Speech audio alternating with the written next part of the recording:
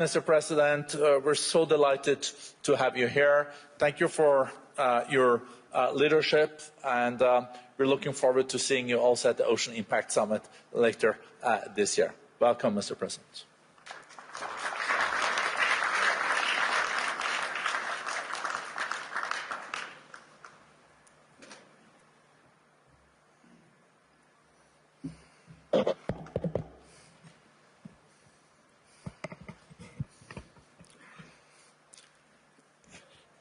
Distinguished President and CEO of the WEF, Mr. Borge Brende, ladies and gentlemen, Bismillahirrahmanirrahim. Assalamualaikum warahmatullahi wabarakatuh. Shalom, Salve, Om Swastiastu. Ladies and gentlemen, we gather here in Davos at a time of great uncertainty, a time when wars continue to break out, a time when trust between nations, between institutions, between peoples is fragile. History teaches us peace and stability are our most valuable assets. Peace and stability are the ultimate prerequisites for growth and prosperity. There will be no prosperity without peace. Excellencies, distinguished delegates, the IMF recently described Indonesia as, I quote, a global bright spot with strong economic growth amid a challenging external environment. While the world had faced tightening financial conditions, trade tensions, and political uncertainty, Indonesia continues to grow. Indonesia's economy grew by more than 5% every year over the last decade. And I'm confident that this year, our growth will be higher. Our inflation remains at around 2%. Our government deficit is now kept below 3% of our GDP. International institutions did not praise us because of unfounded optimism. They did so because of evidence. They recognize that Indonesia's economy is resilient. Our policies have been and will always be well calibrated. Peace and stability in Indonesia over the years did not happen by chance. Peace and stability in my country did not happen by luck. It happened because we, Indonesia, have and will always continue to choose unity over fragmentation, friendship and collaboration over confrontation, and always friendship over enmity. Our credibility, hard-earned over many years, has been protected. Credibility once lost is very expensive to regain. Indonesia, in our history, has never once defaulted on our payments of our debt. Not once. Succeeding regimes always pay the debts of the preceding regime. Presidents, successive presidents will always honor the debts of the previous administration. Excellencies, distinguished friends, in addition to requiring peace and stability, growth requires statecraft and capital, in particular the efficient allocation and reallocation of capital. That is why last February we established our sovereign wealth fund, Danantara Indonesia. Danantara means the energy to power the future of Indonesia.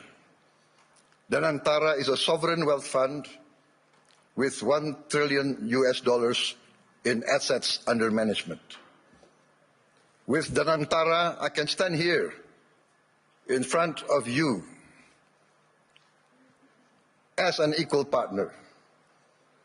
Indonesia is now not only a land of peace and stability. Indonesia now is more and more the land of opportunity. Once again, I mentioned that I am convinced that our growth, the growth of our economy will be significantly surprising to many in the world. With the Danantara, Indonesia is now able to be your partners.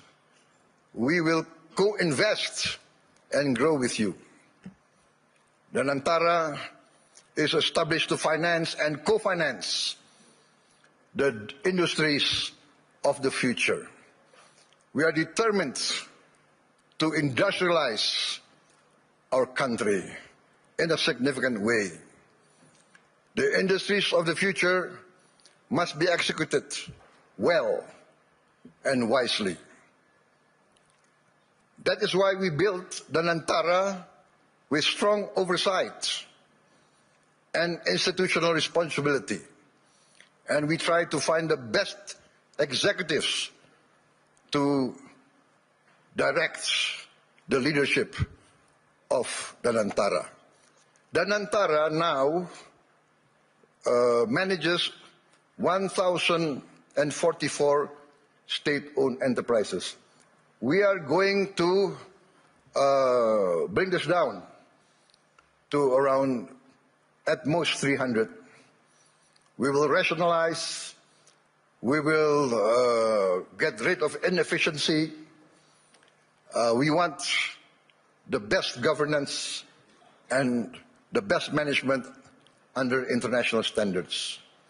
I have allowed Danantara to recruit expatriates, foreign citizens, to be able to lead these companies. We want the best brains and the best minds in the world. This is, in fact, how we run Indonesia now. From our social programs to our efforts to downstream our natural resources, to our efforts to reach self-sufficiency in food and energy. All are now accompanied by strong oversight and capable leaders. In the first 2 months of my administration, we carried out a vigorous efficiency program. We saved $18 billion by stopping inefficient and dubious programs from our budget,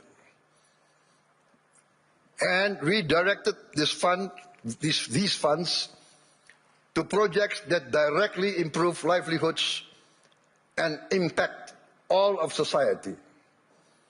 As a result, on January 6, 2025, we started our free nutritious meals program for pregnant and lactating mothers, infants, and all Indonesian children. On our first day, we started with 190 kitchens, serving 570,000 people per day. 570,000 meals per day. Today, in 1 year, we have achieved 21,102 kitchens serving nationwide. As of last night, we are producing 59.8 million meals for 59.8 million children, mothers, and elderly living alone. They receive these meals every day. To put this into context, in about a month's time, we will surpass McDonald's, 68 million meals a day.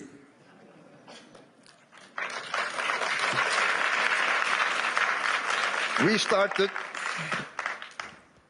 in January of last year. This year we aim to serve 82.9 million meals a day. All children of Indonesia from the womb of their mother up until they reach 18 years of age benefit from this program.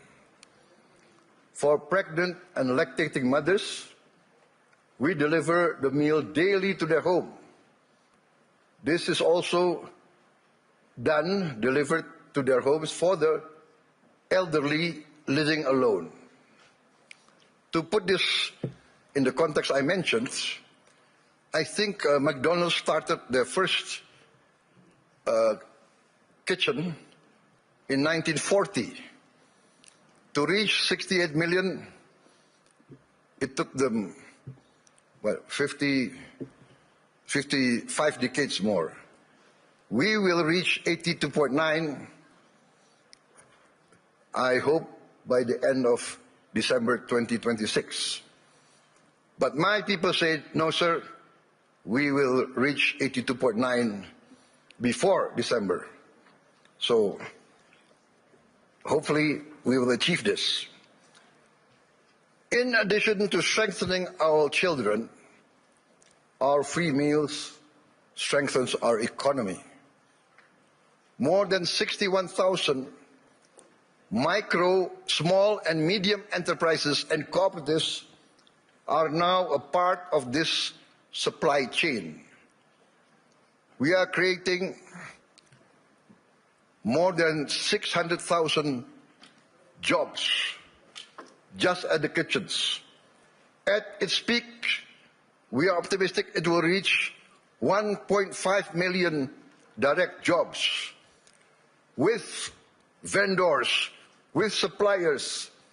There will be another more than 1 million livelihoods embraced and improved. This is why I'm convinced that our growth will reach impressive numbers. Our social policies must expand productivity and produce growth. Today, 70 million Indonesians receive free medical checkup, and they will receive free medical checkup once a year for the rest of their lives. And this will increase to all the children and the adults of Indonesia. We are providing free medical checkup to all citizens of Indonesia. This is not a populist program. This is a rational program to save money. By detecting illness, disease at an early stage, we will save much more in the long term in treatment. This actually is a productivity improvement program. My experts say that in the long run, we will save many, many billions of US dollars. Last year, for instance, we renovated 16,140 schools. We equipped 288,000 schools, each with one 75-inch interactive flat panels as part of our digitalization of our education program. Next year, in this coming year, 2026, we will add another 1 million of these interactive smart panels so that every school will have at least 3 to 4 classrooms with these panels. And we hope within 3 years, all the schools of Indonesia will have at least 6 classrooms with digital interactive panels. That means that I, for instance, in Jakarta, I can drop in on any school of Indonesia and I can see the quality of teaching of the teachers. I can see the reaction of the children. And in the first weeks, we see the enthusiasm of the children, the enthusiasm of the teachers, of the villagers. Many of them cry when they see the panels coming in. We get messages, Mr. President, in the entire history of this village, we have never felt that the central government knows about us. This is the first time we feel that the central government cares about us and is now in our village, is now helping to teach our children. This is, for me, heartwarming, because what we are doing is we are empowering the future generation of Indonesians.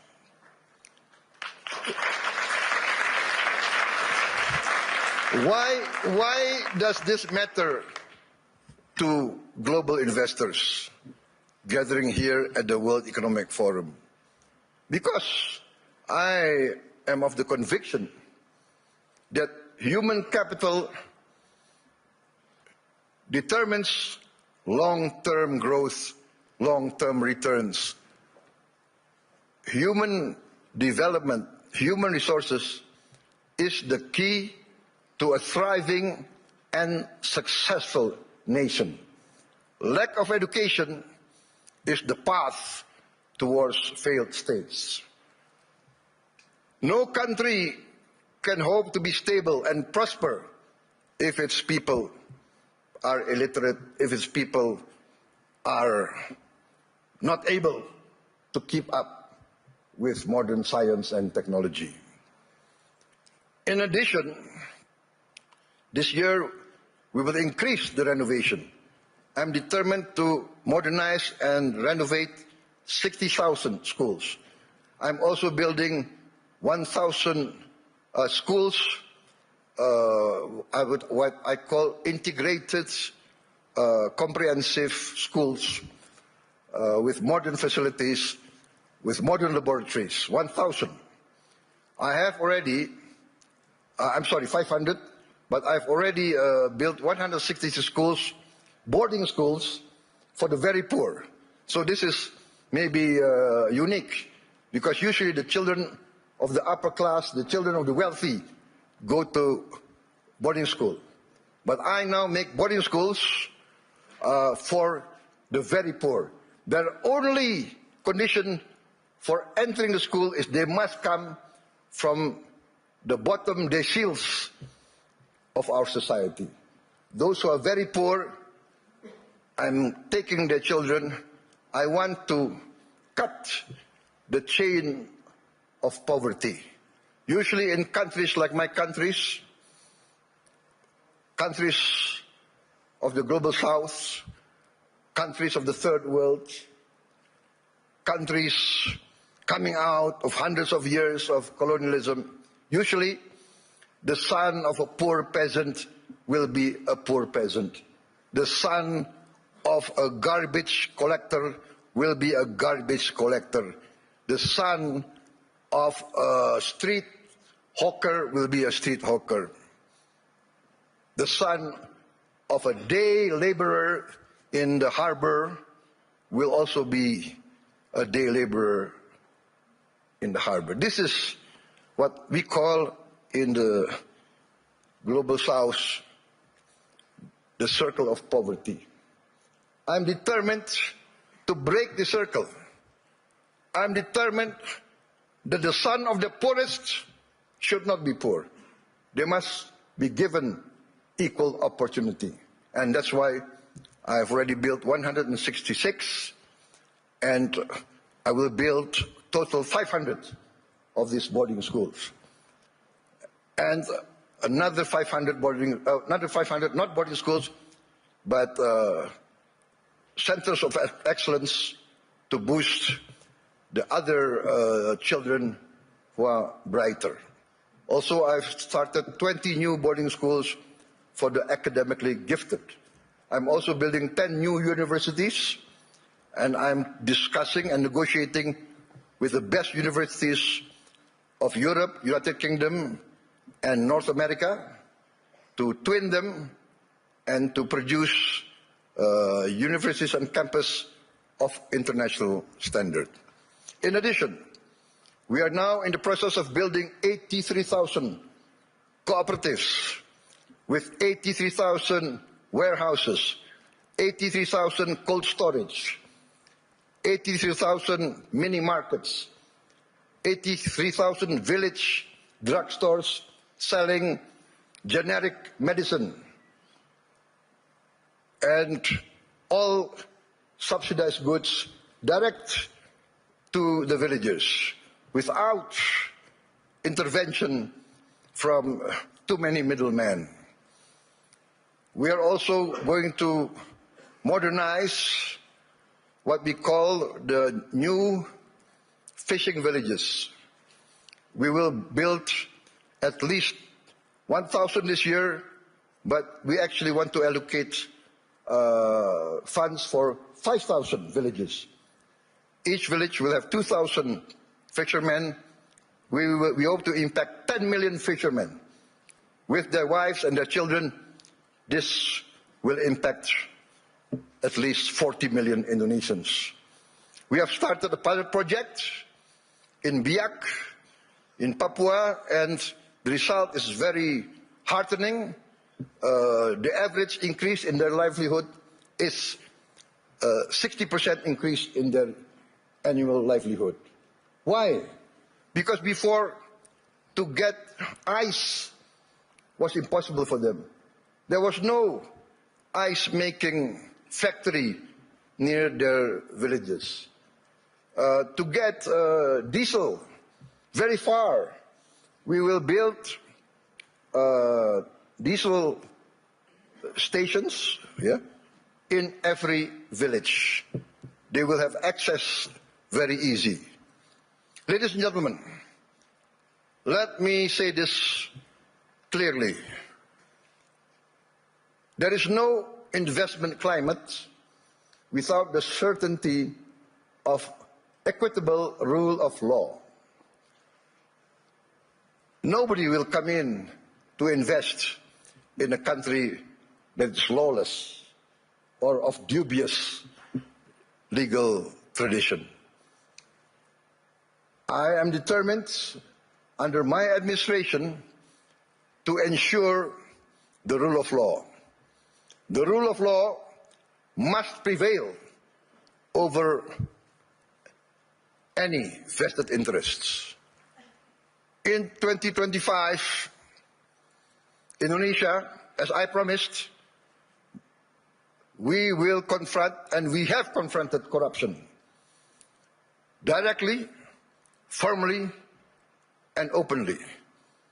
As any person dealing with an illness, with a disease, we must have the courage to acknowledge the illness and disease that we suffer. We are determined directly to fight against this corruption. It's challenging. Not many people believe we can do it, but we have no choice. I have no choice. I have been inaugurated, I've been sworn in to uphold the Constitution and the rule of law. In my first weeks in government, we uncovered massive abuse in fuel and crude oil governance, In all sectors of the economy, we found illegality, illegal practices. In my first year of administration, we have already confiscated 4 million hectares of illegal plantations and illegal mines. It is amazing.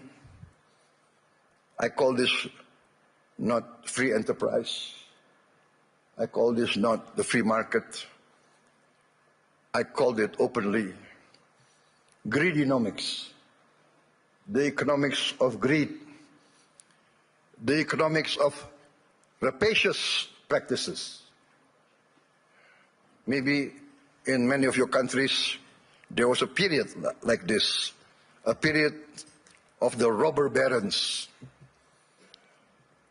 I have confiscated 4 million hectares, but 2 days ago, I led a cabinet meeting by Zoom from London, and we decided to confiscate or to revoke the licenses of 28 corporations which had licenses over 1.01 million hectares. I revoked because we found them violating laws. They were building plantations on protected forests. This is a flagrant undermining of the rule of law. Perhaps these rapacious so-called entrepreneurs feel that they need not recognize the sovereignty of the Indonesian government. Or perhaps they feel they can buy all Indonesian government officials. I have reports that some of these people in their meetings say, oh, it's okay, there is no government official that cannot be bought. Well, I challenge them to try to buy officials from my administration. They will come to find themselves a big surprise. Combined with the 4 million hectares of illegal plantations already confiscated, we have, in fact, enacted the boldest, the most daring forest law enforcement effort in the history of Indonesia. We have closed, up to now, 1,000 illegal mines. But my staff, my people report to me, sir, there is at least another 1,000 or more. There could be as many as 666 corporations that violate the law. So I say, what can we do? We can only have the courage to enforce the law. There can be no compromise. There can be no turning back. My people demand this, and we are determined to serve our people in honesty. We are determined, I am determined to uphold my oath, defend the Constitution of my country, enforce the law of the land. You might not have heard our story because we are people who do not like to be flamboyant. We are low-key. We tend to be below the radar. But we are very determined in our effort to keep up with the rest of the world. You might not have heard this story, but extreme poverty in Indonesia fell to its lowest level in history. I'm determined in the next 4 years we will eradicate extreme poverty and we will bring down poverty as a whole. That is my mission in my life. That is my mission in the remaining years of my life. There is nothing more honorable. There is nothing more satisfying than bringing down poverty and bringing down, eradicating hunger. There is a saying I learned from my elders. One of my elders, very wise man, very honest political leader, he told me, Prabowo, the duty of a leader is very simple. The leader of this country, if you want to be leader of the country, you must work so that the poor and the weak can smile and can laugh. Very simple. What does that mean? If the poor, the weak, can smile and can laugh, that means they have hope. That means they see a future. That means their livelihood is being improved. So that is my mission now, to make the poorest of Indonesians, the weakest of Indonesians, smile. I think part of this is we must combat corruption, manipulation, malfeasance. Ladies and gentlemen, a few days ago, I was surprised myself. Gallup poll and Harvard University found that a research survey of hundreds of countries found that Indonesia, the Indonesian people is the most happiest people, the most flourishing country in the world with the people the most optimistic. This is a bit heartening, but for me also a bit sad. I know my people. Many of them live in shacks. Many of them do not have clean water.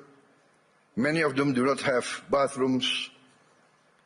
Many of them eat rice with salt. And yet they smile. And yet they have hope. We also achieved self-sufficiency in rice. The first time in many, many years, our rice production is the highest in the history of Indonesia. I gave a target to be self-sufficient in 4 years. I gave a target to my team. They did it within 1 year. I am convinced in the next 4 years, we will be self-sufficient in the other food products. Corn, sugar, protein. Excellencies, distinguished delegates, Indonesia does not fear economic integration. We are a trading nation for hundreds of years. We conclude now trade agreements not because it is fashionable, but we consider it necessary. We believe in the concept of win-win. Last year we signed free trade agreements and comprehensive economic partnership agreements with Europe, with the EU, Canada, Peru, Eurasia. I have just visited the United Kingdom to sign our new strategic partnership. Also an economic growth agreement. And we hope next year we can conclude a comprehensive economic partnership agreement with the United Kingdom. This is part of our strategy to deepen productivity, reduce barriers, unlock private sector growth for Indonesia, ASEAN, and the Global South.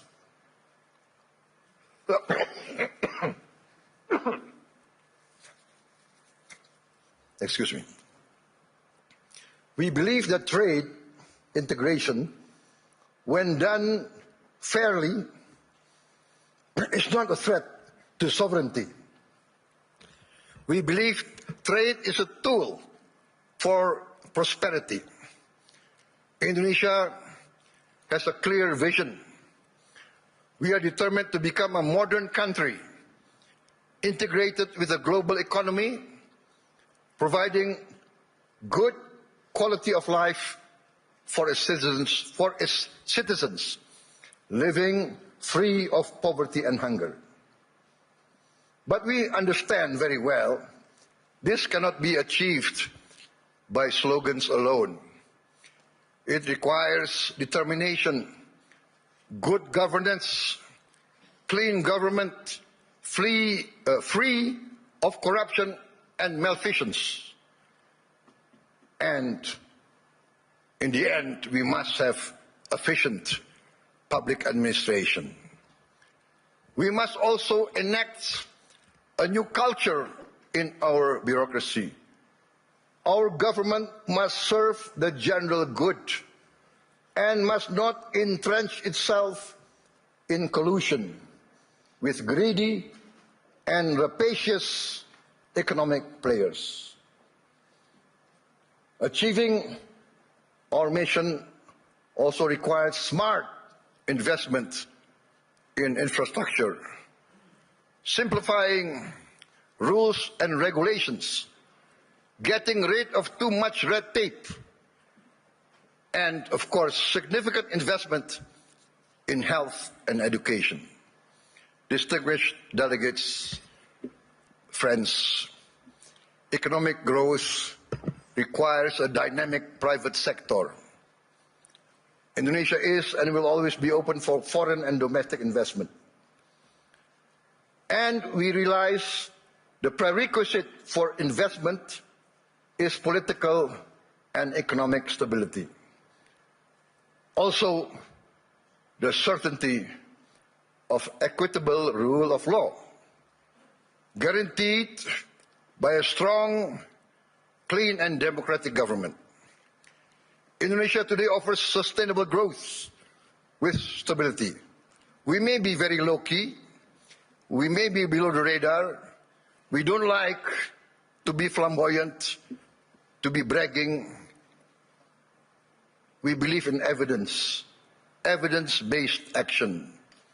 In fact, I was invited to speak last year here, and I declined.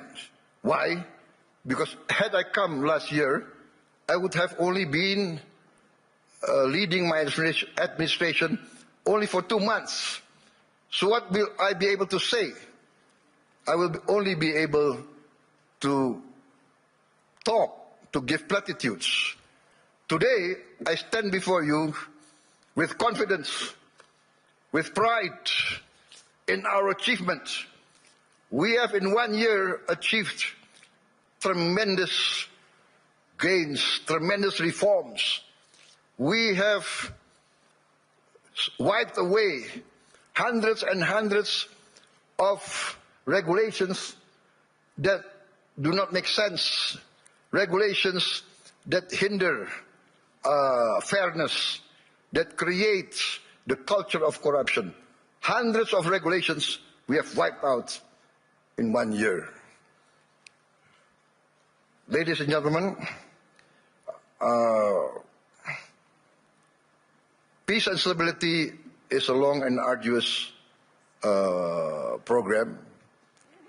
But if you want to take something from my talk today, maybe it should be this. Indonesia chooses peace over chaos.